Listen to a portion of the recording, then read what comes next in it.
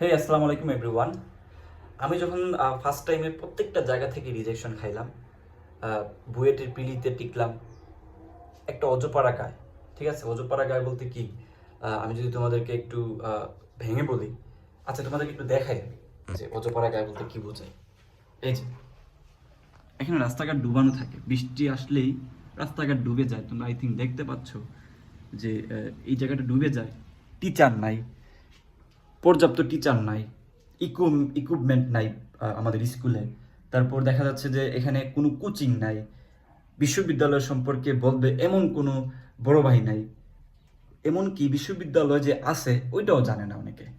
অনেকে এখানে ভাবে যে কলেজ হচ্ছে বিশ্ববিদ্যালয় থেকে অনেক বেশি আগানো। তাহলে এই হচ্ছে আমাদের অবস্থা। সেই জায়গাটা যখন পরিশ্রম করে, দাঁড়াও আমি একটু সেট করে নিই এটা।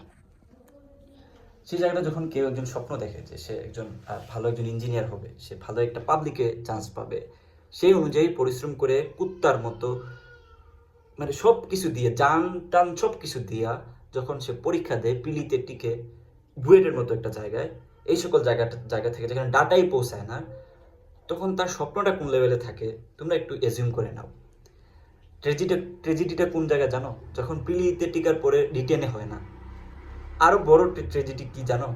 যখন সেই ব্যক্তি ডিউ, বুয়েট, তারপর জিএসটি, এই তিনটা ছাড়া বাংলাদেশের আর কোনো ইউনিভার্সিটিতে অ্যাপ্লাই করে নেয়। ওইদিকে রুয়েট, কুয়েট, চুয়েট এগুলোতে ইংলিশে এ প্লাস না থাকার কারণে এসএসসি, আমার অটো পাস বেচ ছিলাম, তো এসএসসিতে এ প্লাস ছিল না বিদায় আমাদের এইচএসসিতেও এ প্লাস আসে না ইংলিশে, যার কারণে ওই এসএসসির কারণে রুয়েট, কুয়েট, চুয়েটে ভর্তি পরীক্ষায় বসতেই পারলাম না, তাই না? তাহলে এই যে ট্রেজেডি, শুধুমাত্র বুয়েটে পরীক্ষা দিতে পারবো, ডিইউতে দিতে পারবো, তারপর জিএসটিতে দিতে পারবো, বাকিগুলোতে অ্যাপ্লাই করে নেই। কারণ হচ্ছে ওই যে কোনো বড় ভাই ছিল না বা ওই ধরনের ডাটা পৌঁছাইছিল না আমাদের এখানে যে আমাদের ভর্তি পরীক্ষার জন্য প্রত্যেকটাতে অ্যাপ্লাই করা উচিত, তাই না? ডেটই চলে গেছিলো অনেক জায়গায়, যে জানি না, হোয়াট এভার। তো যখন বুয়েটের রিটেন হইল না, তারপর ডিউ পরীক্ষা যখন বসার পরে এখানে আর বড় ট্রেজেডি ভাই, 68 মার্কস আসছে আমার ডিউতে, ম্যাথে জিরো, ম্যাথে জিরো, শূন্য। অনেকে হয়তো চিন্তা করতেছে কি বিষয়টা কি, ম্যাথের সেট কোড আমি ভুল করে দিয়ে আসছি। উপরে যে থাকে না, আমি দাগাইছি ম্যাথ, উত্তেজনা বসত আমি দিয়ে আসছি ইংলিশের উপরে গুল্লা, শেষ, ম্যাথে জিরো। তাহলে যেখানে মানুষ ওইবার 72 পাইলে টপ সাবজেক্ট পাইছে, সেখানে আমি 68 পাইছি, ম্যাথে জিরো। যাই হোক, তারপর আসলো জিএসটি।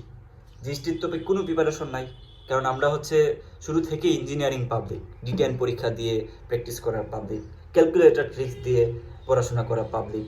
ক্যালকুলেটারে যে ট্রিক্সগুলো জানতাম এগুলা দিয়ে ডেফিনেটলি রুয়েট, কুয়েট, চুয়েটে ভালো একটা টপ পজিশন চলে আসতো।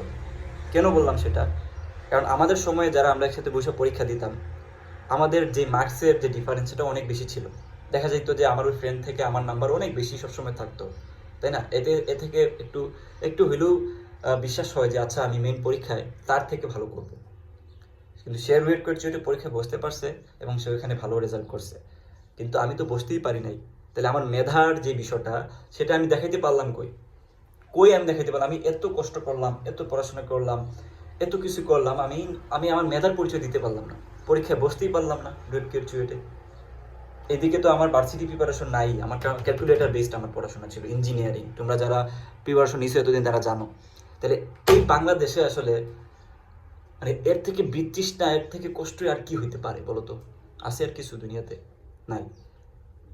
আমার এখনো মনে আছে, আমি আম্মার আমার আমি আমি খুব শক্ত একজন মানুষ, কান্নাকাটি তেমন একটা করি না। আমি আমার আম্মুকে ধরে ওই দিন কান্না করছিলাম যে কি দেশে আছি, এই দেশে কোনো মেধার মূল্যায়ন নাই, কিচ্ছু নাই। 100 মার্কের একটা পরীক্ষা দিয়া শেষ, তাদের 2 বছরের এত কষ্ট 100 মার্কের পরীক্ষার মাধ্যমে শেষ।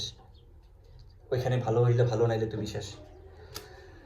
হ্যাঁ, তারপর সেকেন্ড টাইমের হয়ে গেলাম। চাই আর না চাই জিএসটি পরীক্ষা তো যা হবার হইলো, কারণ যেহেতু ওইটার প্রিপারেশন ছিল না। এমসিকিউ আসলে ক্যালকুলেটর ছাড়া সলভ করা একটা বিরাট চ্যালেঞ্জিং বিষয়।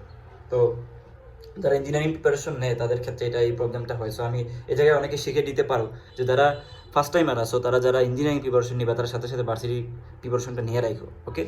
আচ্ছা, তারপর এই যে পরবর্তী কাহিনী তোমরা অনেকেই জানো, কীভাবে কামব্যাক করলাম, কীভাবে সাস্টে টপ করলাম, কীভাবে সাস্টের টপ ইঞ্জিনিয়ারিং পাইলাম, এই কাহিনীগুলো তোমরা অনেকেই জানো।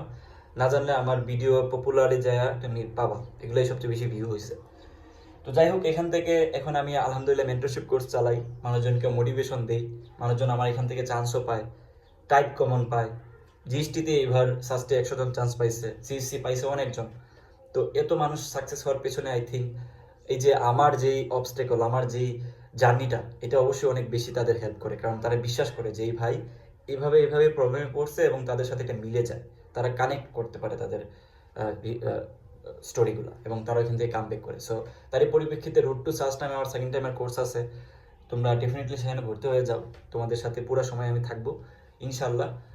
তোমরা যারা সাস্টে পড়তে চাও তাদের স্বপ্ন আমি পূরণ করতে একটু হলেও তাদের আমি কি বলা যায় হেল্প করতে পারবো, এবং তোমরা খুব দ্রুতই ভর্তি হয়ে যাও। তারা আমার ডিসক্রিপশনে আমার লিঙ্ক দেওয়া থাকবে ভর্তি কীভাবে হওয়া যায়। সো সবার জন্য শুভকামনা থাকলো, এবং কোর্স অতি অল্প টাকা, 400 টাকার কোর্স, সবার জন্য শুভকামনা থাকলো। আল্লাহ হাফিজ।